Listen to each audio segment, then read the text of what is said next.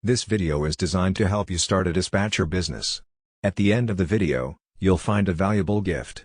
It's a dispatcher business plan that you can download, and will lay down for you, step by step, everything you need to know to start a successful dispatcher business of your own. If you are new to this channel, make sure to hit the subscribe button for more videos like this.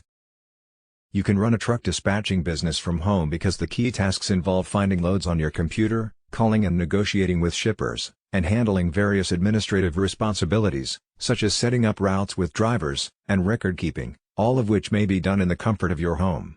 To do this, however, you will need some basic equipment, such as a computer, printer, and phone, and suitable space in your home for operating the business. How much do truck dispatchers make?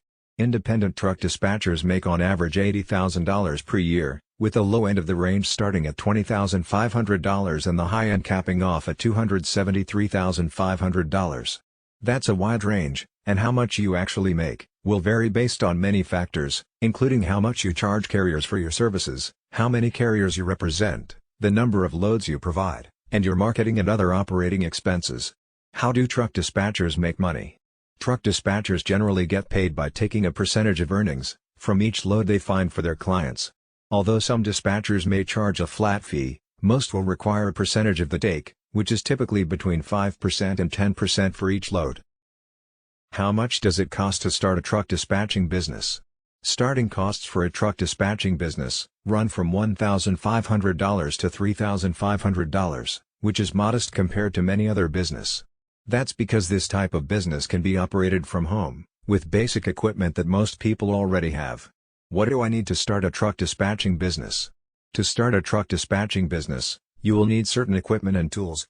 These include a computer, printer, phone, office supplies as well as online subscriptions to transportation management software, TMS, and load boards. Computer or laptop, depending on what type of computer you get. You are talking anywhere between $700 and $1,600 for a reasonably priced computer. You probably already have one though, so most folks will be able to ignore this cost. Printer, you can get a basic printer for anywhere between $150 to $300, although if you shop around you can score some that are cheaper than that. Phone, I assume you have a phone, but you should get a dedicated business line. Business setup costs, if you choose to operate an LLC or other business entity, there will be costs associated with that, and there may be permits and licenses you need to get from your state or other governmental entity that can also carry some cost. Additionally, if you set up a website for your business and decide to market your business, those activities will also cost you some money. All in, you can expect to spend around $500 or so for these types of costs, although the scope and type of marketing can significantly increase that amount. Online courses, if you choose to invest in a truck dispatching course, this will bump up your costs a little. There are courses on Udemy that are under $30, but most online courses range between $150 to $400. Transportation management software, this is software that helps you organize all of your dispatch information, and is a key tool to help you keep everything straight in your truck dispatching business. In general, this type of software runs between $150 and $250 per month. Basic office supplies, these are things like paper, pens, staplers, and so on. All in, you are talking about $20. Load board, one of the best ways to find loads for your clients is by searching through load boards.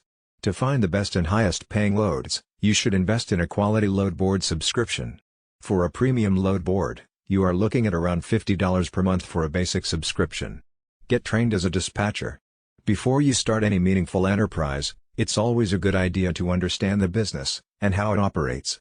One of the best ways to do this is through first-hand experience. So you may want to get trained as a truck dispatcher by working for a truck dispatching company or freight broker. You will learn the ins and outs of the business, including how to navigate a load board, how to negotiate loads, how to set up efficient routes, and more. Plus you will get paid in the process. Of course, once you become familiar with how this all works, you can confidently strike out on your own. If you don't have the time or desire to do this preparatory work, you can look into a truck dispatching course. There are many out there and a simple Google search will yield a lot of options for you to explore. The next part of the video is not specific to the dispatcher business. Nevertheless, this knowledge is essential for success in the dispatcher business, as well as in any other business. Ignore it at your own peril.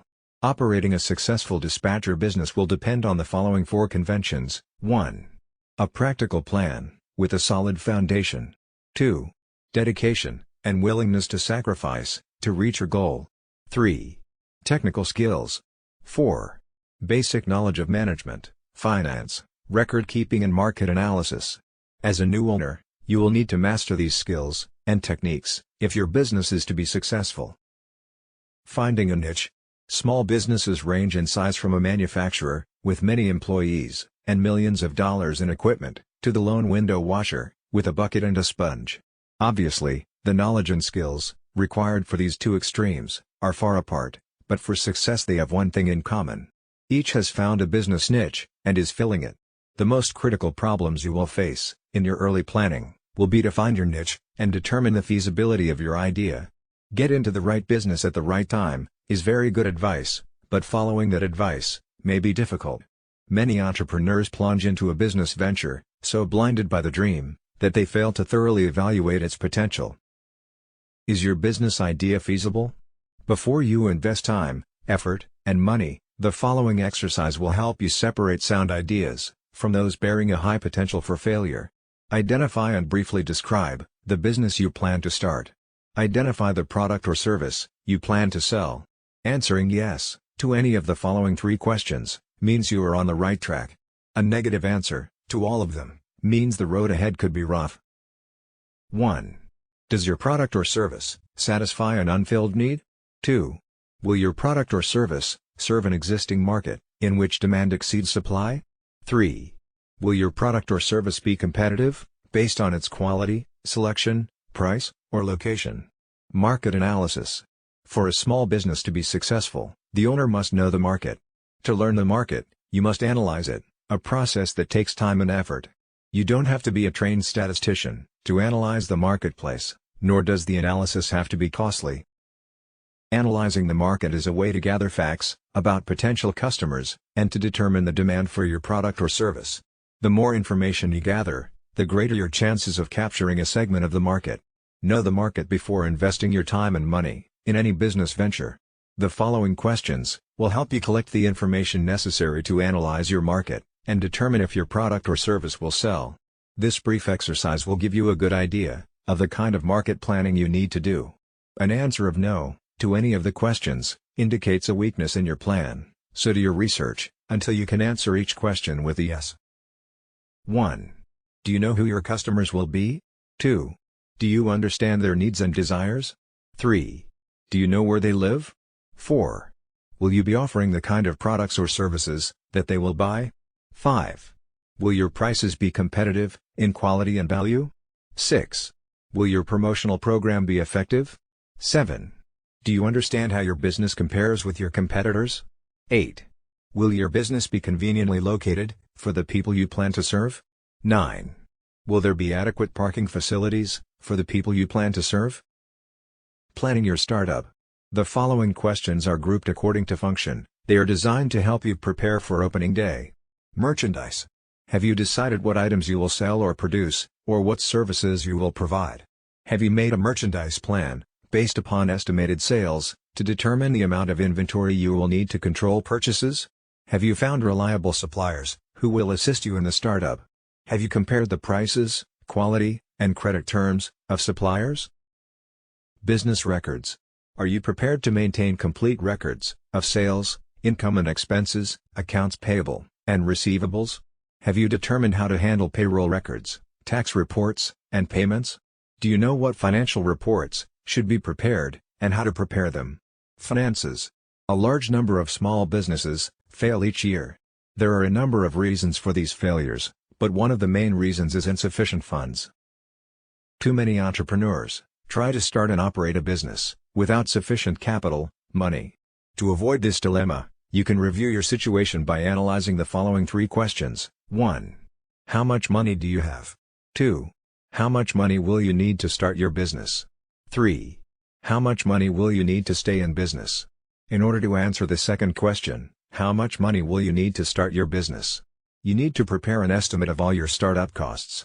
Here is a list of items you may need to take into account. Note that this list is for a retail business. Items will vary for service, construction, manufacturing or online firms.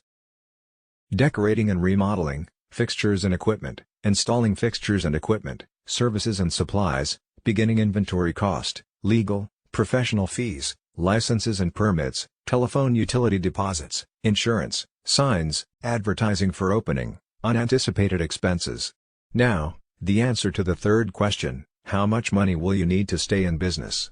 Must be divided into two parts, immediate costs, and future costs. From the moment the door to your new business opens, a certain amount of income may come in.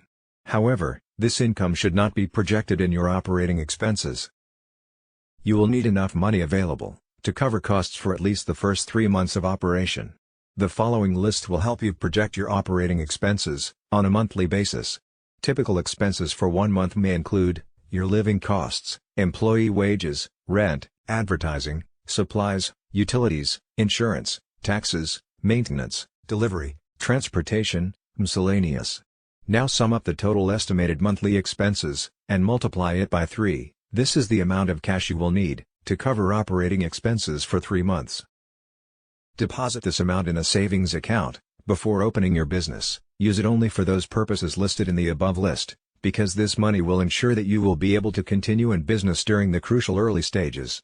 By adding the total startup costs to the total expenses for 3 months, you can learn what the estimated costs will be to start and operate your business for 3 months. By subtracting the totals of the lists from the cash available, you can determine the amount of additional financing you may need, if any. Now you will need to estimate your operating expenses for the first year after startup. The first step in determining your annual expenses is to estimate your sales volume, month by month. Next, determine the cost of sales. You may want to use a spreadsheet to do this. After startup, the primary source of revenue in your business will be from sales, but your sales will vary from month to month because of seasonal patterns and other factors. It is important to determine if your monthly sales will produce enough income to pay each month's bills.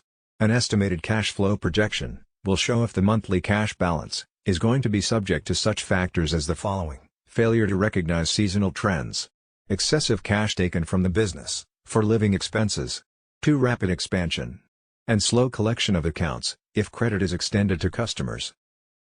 Conclusion: if you have carefully answered all the questions in this video, you have seriously thought about your goal. However, there may be some things you may feel you need to know more about. Owning and running a dispatcher business is a continuous learning process. Research your idea, and do as much as you can, yourself, but don't hesitate to seek help from people who can tell you what you need to know. As we conclude this video, it's time you get your free Dispatcher Business Plan gift. Go to the description below this video to get it now. It is completely free, no strings attached.